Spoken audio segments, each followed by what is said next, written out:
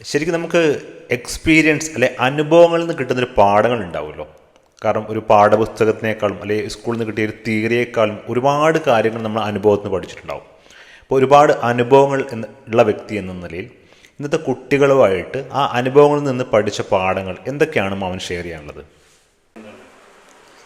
അതിൽ പ്രധാനപ്പെട്ടത് പഞ്ച്വാലിറ്റി അല്ലെങ്കിൽ കൃത്യനിഷ്ഠ. നമ്മൾ എന്താണോ ചെയ്യുന്നതിൽ, നമ്മൾ ഏത് മേഖലയിലാണോ പ്രവർത്തിക്കുന്നത് അവിടെ ഒരു ടൈമിംഗ് ഉണ്ടാവുക.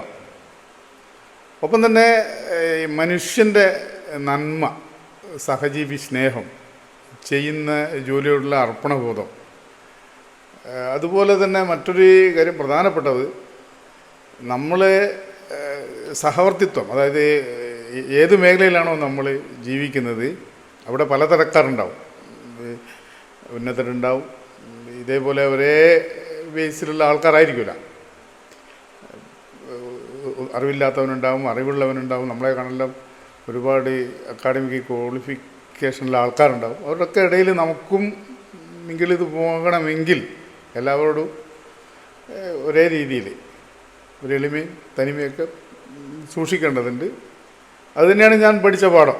അതിൽ നന്മ എപ്പോഴും സൂക്ഷിക്കുക, അത്രയേ ഉള്ളൂ.